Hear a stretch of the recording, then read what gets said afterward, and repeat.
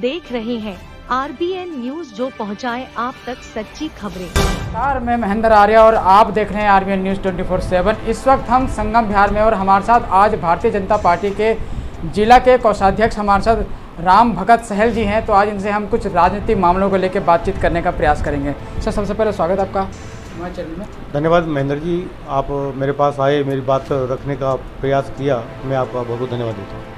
Sir, Bharatiya Janata party को केजरीवाल जी से इतनी नफरत हो गई है और जो ट्रांसफ़र पोस्टिंग के जो अधिकार हैं उनसे इतनी मोहब्बत हो गई है कि आप लोग असंवैधानिक तरीके से एक अध्यादेश लाकर दिल्ली सरकार को जो सुप्रीम कोर्ट ने अधिकार दिए थे वो भी छीन लिए। देखो, ये कोई दिल्ली सरकार के कोई अधिकार नहीं छीने हैं।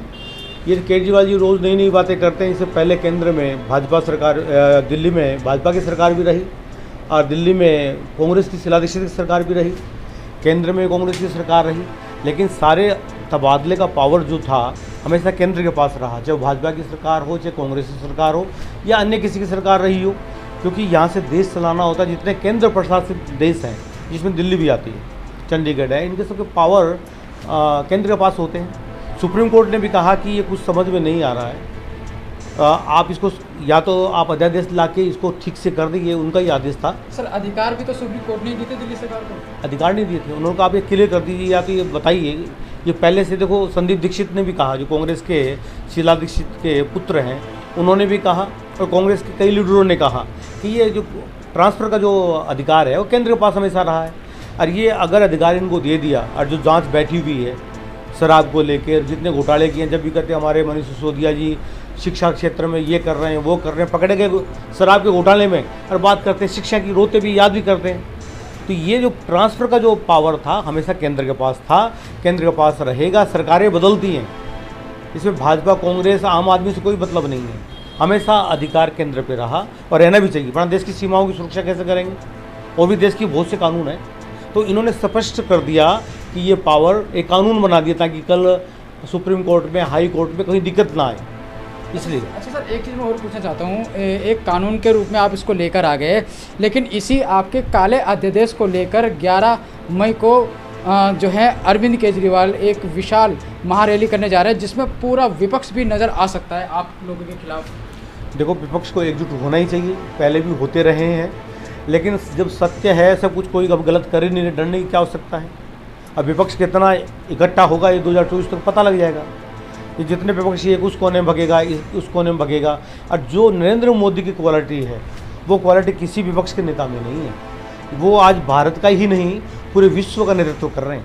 हमें नरेंद्र मोदी जी पे गर्व है और भारतीय जनता पार्टी पे गर्व है कि ऐसे नेतृत्व करने वाले व्यक्तित्व, जिन्होंने इस देश के लिए, इस राष्ट्र के लिए, परमबाई भवन ने पूरे राष्ट्र को परमबाई विश्वगुरु बनाने के लिए जो ऐसा नेता हमारे बीच में दिया, हमें गर्व है। विपक्ष इकट्ठा हो जाए, पूरा वर्ल्ड इकट्ठा हो जाए, लेकिन मोदी जी का कोई मुकाबला नहीं।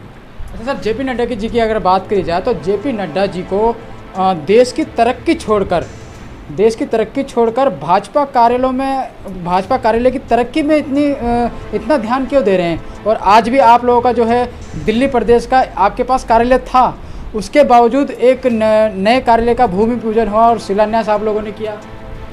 देखो, ऐसा है, वो हमारे माननीय राष्ट्रीय अध्यक्ष हैं जेपी नड्डा जी, और संगठन की चिंता करना उनका अधिकार है। कांग्रेस या अन्य पार्टियां जो 70-80 साल से देश पर राज कर रही हैं, उनके अपने कार्यालय हैं। आज मेरे पे 25 गज का मकान है, मैं 100 गज का मकान बनाना चाहूँ, उसको हाईटेक बनाना चाहूँ, तो कोई उसमें बुराई नहीं है। और जिला स्तर पर हमने कार्यालय बनाए। आज हमारे जो प्रदेश कार्यालय छोटा पड़ता था, पिछले 5-6 साल से कानूनी लड़ाई लड़ते, ऐसा नहीं है कि हमें फ्री में कोई ज़मीन दे दी गई है, अपने पुरुषार्थ के द्वारा। अगर वो भारतीय जनता पार्टी के चिंतन करते हैं, इसमें कोई दोष नहीं है, क्योंकि वो हमारे संगठन के प्रमुख है। वो कोई भारत के मतलब कोई मंत्री नहीं है, वो हमें मार्गदर्शन करते हैं।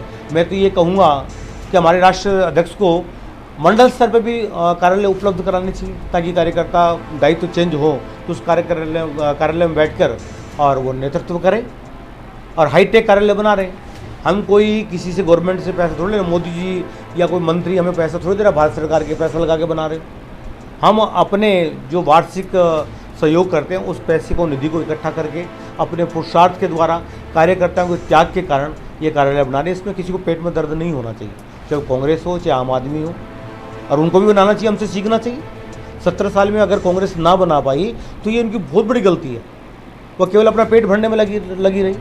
हमारे नरेंद्र मोदी जी अपनी माँ के प्रति को प्यार कम थोड़ी था, लेकिन कभी नहीं लाई, मिसाल पैदा करी।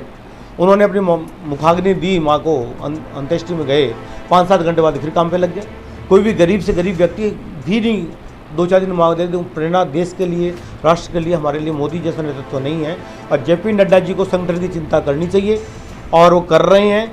ऐसे हमारे राष्ट्रीय अध्यक्ष जी के लिए मैं नमन करता हूँ और संगठन को बहुत आगे बढ़ाए, मुझे प्रसन्नता है। सर एक चीज़ और मैं आपसे पूछना चाहता हूँ, आपने जैसे कि नरेंद्र मोदी जी की बात करी है, तो नरेंद्र मोदी जी ने जो महाकाल कॉरिडोर मंदिर है उसका उद्घाटन किया था। तकरीबन 800 करोड़ की लागत से इसको बनाया गया, और जो कि एक हल्की सी आंधी तक भी बर्दाश्त कर पाया, मूर्तियाँ तक उड़ गई। देखो, आपका कहना ठीक है, विपक्ष के लोग कहते हैं कहना ठीक होगा। विपक्ष से तो ये भी कहना है कि करोड़ों रुपए की लूट भाजपा ने की है, मोदी सरकार ने की है। देखो, भाजपा लूट नहीं करती। अभी संसद भवन बनाया, कितने का था, और उससे डबल, आधे पैसे में से भी कम में बनाया। भाजपा समय से पहले काम करती है। ये जो मूर्तियाँ थी, ये मायावती जैसे पत्थर की मूर्तियाँ बनाई, हाथी की बनाई, पत्थर की मूर्तियाँ नहीं थी। ये फाइबर की पैसा बच जाए ये करके उन्होंने सस्ता बनाने की कोशिश करी। और एक धर्म को जगाने की प्रेरणा, महाकाल पूरे वर्ल्ड का एक सेंटर है, पूरे वर्ल्ड का, भारत का नहीं सेंटर है। वहाँ से ही भूमध्य रेखा गुजरती है, वहाँ से ज्योतिष होता है, और पूरे उसका करने के लिए, कम समय में करने के चक्कर में फाइबर की मूर्तियाँ बनाई गई। ये किसको पता था कि इतना महाकाल में आंधी तूफान आएगा, मूर्तियाँ ढह जाएगी, और कौन सा उसमें 10-20 लाख का नुकसान अगर हो भी गया होगा तो उसको बनाया जाएगा। वहाँ महाकाल में कोई कमी थोड़ी है, दोबारा पूरा पत्थर की बनाई जाएगी। कम समय में पूरा करना था। आप सब जानते हैं पत्थर की मूर्तियाँ नहीं उड़ती। मायावती जी ने हाथी बनाए, तो कितने वो बनाए, उड़ेंगे कोई? लेकिन पैसा बहुत लगता है, उनको पत्थर की बनानी चाहिए थी। मेरी तो इच्छा है कि अभी आंधी टूट गई, अब पत्थर की बनाएं ताकि टूटे ना, और पैसा को ज़्यादा नहीं लगा। जितने भी हमारे तीर्थ स्थल हैं, धार्मिक स्थल हैं, उनको सनातन को जागृत किया है। ऐसे इस आज़ादी जब से हमें मिली है, उसके बाद ऐसा लगता है कि धर्म को उत्थान करने के लिए एक सनातन धर्म ही है कि सभी धर्मों की जय बोलता है, धर्म की जाओ। वह कहीं नहीं कहता हिंदू धर्म की जाओ, मुस्लिम धर्म, जितने भी धर्म हो सबकी जाओ, और प्राणियों में सद्भावना हो, विश्व का कल्याण हो, ये सनातन सिखाता है। उसको जगाने के लिए कितना भी पैसा लग जाए वो कम है। बनारस में काशी विश्वनाथ को भी किया, अयोध्या वाला जो करे ये नहीं कर सकते। पता नहीं मोदी जी ने क्या क्या कर दिया, क्या हो गया मोदी जी ने। अब पूरे वर्ल्ड में हमारी आज ऐसी स्थिति बन गई है, हम 5वें नंबर पे आ गए, और पाकिस्तान हमारा 42वें नंबर पे चला गया। आज मोदी जी ने ही इस देश को जो किया है वो आने वाले से पूर्व किसी प्रधानमंत्री ने नहीं किया। ये भी तो देखिए, मोदी जी के पीछे पड़ा पूरा विश्व। आज अमेरिका का राष्ट्रपति मोदी जी के पीछे दौड़ रहा है, साहब मुझे ऑटोग्राफ दे दीजिए, साहब मुझे ये कर दीजिए। पूरा वर्ल्ड आज मोदी जी की तरफ देख रहा है। अमेरिका, रसिया किसी से दबता क्या, शेरों की तरह चलता है। मुझे गर्व है हमारे नरेंद्र मोदी जी के ऊपर। अच्छा सर, चलते चलते आपसे एक आखिरी सवाल करना चाहता हूँ। लोकतांत्रिक हमारा देश है, सभी को समानता का अधिकार है। क्या एक चुने हुए प्रतिनिधि, एक चुने हुए मुख्यमंत्री को इतना भी अधिकार नहीं है कि वो अपने घर की जो है मरम्मत करा रहे? आप लोगों ने एक बहुत बड़ा इशू इसको बना दिया, 45 करोड़ की लागत का आंकड़ा लेकर आ गए आप लोग। तो हमने नहीं बनाया, ये स्पष्ट मीडिया में बाहर से पत्थर आ रहे हैं। वो कह रहा कि मैं कभी एक छोटी सी जगह में रहूँगा, मैं 4 AC से फालतू नहीं लगाऊंगा। शीला दीक्षित ने तो 22 AC लगा रखे हैं। शीला दीक्षित ने, वो जो व्यक्ति लोगों ने प्रदेश में, दिल्ली प्रदेश में केजरीवाल को पसंद किया था उस वक्त, 2014 की बात कर रहा हूँ, और केंद्र में नरेंद्र मोदी को पसंद किया था। और ऐसा नहीं भाजपा लोगों ने पसंद किया, पूरे सबने साथ दिया, तभी तो मोदी जी प्रधानमंत्री बने। मोदी जी ने तो दिखा दिया पूरे वर्ल्ड के अंदर, कहते मुझे पसंद किया था। आज भी लोग, मैं कांग्रेस के लोग भी ऐसे होंगे जो मोदी जी को पसंद करते हैं, अन्य समाज के लोग भी पसंद करते हैं, और 24 में भी देख लेना पसंद करेंगे, क्योंकि मोदी जी का मुकाबला नहीं है।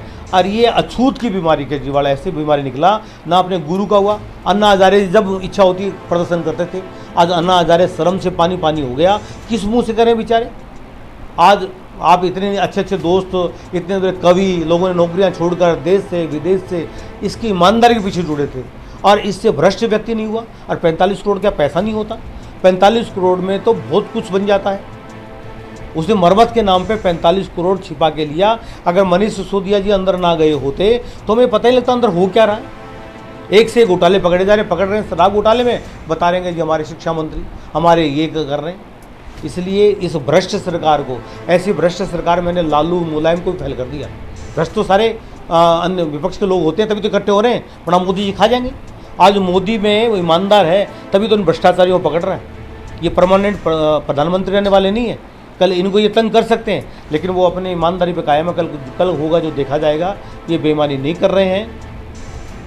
तो ये थे हमारे साथ राम भगत जी, जिनके साथ हमने चर्चा करी कुछ राजनीतिक मामलों को लेकर। बहरहाल दिल्ली का जो मेन मुद्दा है वो है काला अध्यादेश, जिसको आम आदमी पार्टी बताती है। और 11 मई को रविवार को आम आदमी पार्टी जो है रामलीला मैदान में एक महारैली का आयोजन कर रही है। और ऐसा माना जा रहा है, सूत्रों के हवाले से खबर है कि पूरा विपक्ष भी कहीं ना कहीं इस महारैली में शामिल हो सकता है। और ये महारैली कितना असर डालती है, और जो अध्यादेश एक कानून का रूप और एक बिल का रूप जल्द ही लेने वाला है राज्यसभा में, क्या उसमें कोई रुकावट आएगी? जानने के लिए आप बने रहिए और देखते रहिए हमारा चैनल। तब तक के लिए नमस्कार।